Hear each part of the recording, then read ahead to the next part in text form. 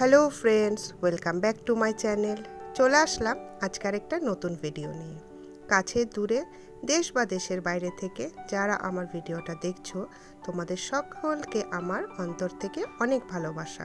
তোমরা নিশ্চয়ই খুব ভালো আছো এবং সুস্থ আছো। প্রতিদিনের মতো আজকেও আমি আমার ঠাকুরের আসন তোমাদের সাথে শেয়ার করছি।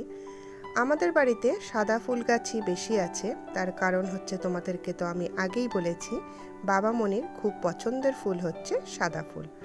আর আজকে কত বেলি ফুল ফুটেছে দেখো, তাই আমি বাবা মনির আসন পুরো বেলি ফুল দিয়েই সাজিয়েছি, আর সাথে আছে টগর ফুল। তো তোমাদের কেমন লাগলো আজকের আসন সাজানো সেটা নিশ্চয়ই তোমরা আমাকে কমেন্ট করে জানাবে, প্রতিবারের মতো আমি জানি। তো তোমরা যে এত সুন্দর সুন্দর কমেন্ট করো, সত্যি আমার ভীষণ ভালো লাগে সেই কমেন্টগুলো পড়তে। আর থ্যাংক ইউ এত সুন্দর সুন্দর কমেন্ট করার জন্য। তারপরে চলে আসলাম টিফিন নিয়ে। চা খাওয়া হয়ে গেছিলো, সেটার ভিডিও আর বানাইনি। আর এটা হচ্ছে গোটা কলাই, সুচিত্রা মাসি নিরামিষভাবে বানায়, আর মুড়ি দিয়ে খেতে তো দারুণ লাগে। আজকে বানাবো হচ্ছে বাছা মাছ। তো ভাবলাম রেসিপিটা তোমাদের সাথে শেয়ার করি, খুবই সহজ বানানো। আর এখানে আমি 1 কেজি 250 ওজনের বাছা মাছ নিয়ে নিয়েছি।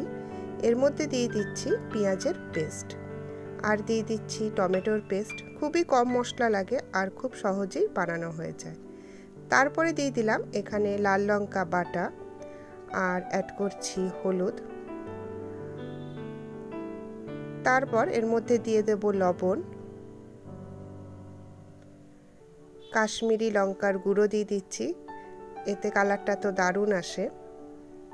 খুবই কম মশলা লাগে। আর দিয়ে দিলাম সর্ষের তেল। বাছা মাছ ভাজা করে রান্না করে খেতে আমাদের খুব একটা ভালো লাগে না, আমরা এইভাবেই কাঁচা রান্না করি। এটাতে কি হয়, ঝোলটা দারুণ লাগে খেতে। তোমরা যারা এরকম করে বানাও না, তারা একবার বানিয়ে দেখো, খুব ভালো লাগে।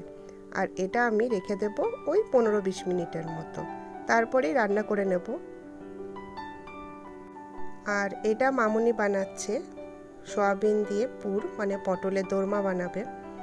পেঁয়াজ রসুন যেমন করে দেওয়া হয় আর কি, পেঁয়াজ রসুন জিরের গুঁড়ো ধনের গুঁড়ো সব দিয়ে বানাচ্ছে। আর লাস্টে এর সাথে চিজ মিশিয়ে নেবে। তারপরে আমি মাছটা রান্না করতে চলে আসলাম। অল্প তেলের মধ্যে দিয়ে দিলাম কালো জিরে, আর এরপরে এর মধ্যে দিয়ে দেব ওই ম্যারিনেট করা মাছ। মাছ ভেজে রান্না করলে এই যে একটা সুন্দর গন্ধ বেরোয়, এই রান্নাটা করলে তোমরা বুঝতেই পারবে রান্না করতে করতেই এত সুন্দর গন্ধ বেরোয় যে কি বলবো।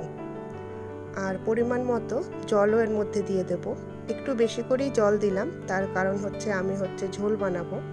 আর বাড়িতে তো অনেক মানুষই আছে, এর আগের ভিডিওতে তোমরা দেখেছই, ছোট মামিরা এসেছে। নিরামিষ রান্নাগুলো হয়েছে, সেগুলো আর তোমাদের সাথে শেয়ার করলাম না। আর ছোট মামিরা আসলে আমার তো ভীষণ আনন্দ হয়। দেখো মাছটার কালারটা কেমন এসেছে, আর গন্ধ এত সুন্দর বেরোচ্ছে যে সেটা আর বলবো কি। আর ওপর দিয়ে ছড়িয়ে দিলাম হচ্ছে ধনেপাতা। তো তোমাদের যেটা বলছিলাম যে ছোট মামি রিলেশনে আমার মামি হয় ঠিকই, কিন্তু তার থেকেও বেশি হচ্ছে বেস্ট ফ্রেন্ড। মানে কেউ আমাদের দেখলে বলবেই না যে আমরা মামি ভাগ্নি। দেখতেও যদিও বোঝা যায় না, আর মনের দিক থেকে আমি ভীষণ ভালোবাসি মামিকে, আর মামিও আমাকে ভীষণ ভালোবাসে।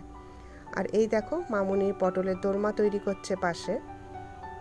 রান্না তো মোটামুটি শেষ, কিন্তু খাওয়া কখন হবে জানি না। মামুনি নিরামিষ রান্নাগুলো করবে এরপরে। মামি আছে এখন 3 তলাতে, কি করছে চলো তোমাদেরকে দেখাই। আর রান্না বান্না মানুষজন আসলে বাড়িতে যা হয়, এত ব্যস্ত হয়ে পড়েছে, চলো দেখাই কি করছে। এই হলো আমার ছোট মামি, থাকে হচ্ছে নেপালে।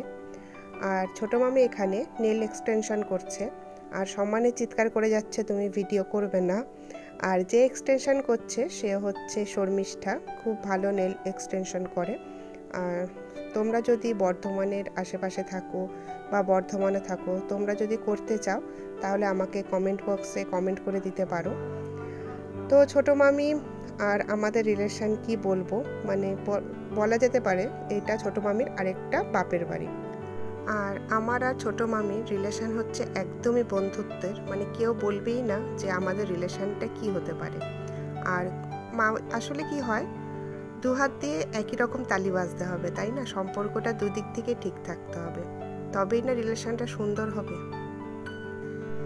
তারপরে চলে আসলাম হচ্ছে ডিনার করতে, মানে আজকে আমরা ফাস্ট ফুড খাবো। আসলে নেপালে কি হয়, এরকম ফাস্ট ফুড পাওয়া যায় না। ওখানে হচ্ছে ওই থুপ্পা, চাউমিন, মোমো, শিকুয়া এগুলোই। ওরা কখনো এরকম বাইরে বেরিয়ে স্ট্রিট ফুড খাবে ওরা ভাবতেই পারে না। তাই বর্ধমানের জন্য ওরা ওয়েট করে থাকে যে কবে বর্ধমান আসবে আর এরকম ওরা স্ট্রিট ফুড খেতে পারবে। তো ছোটো মামিরা তো 2 বছর পরে আসলো, তো ওরা প্রথমেই বলে রেখেছে যে আমরা একদিন স্ট্রিট ফুড খেয়ে ডিনার করব, কোনো খাবার বাড়িতে খাবো না।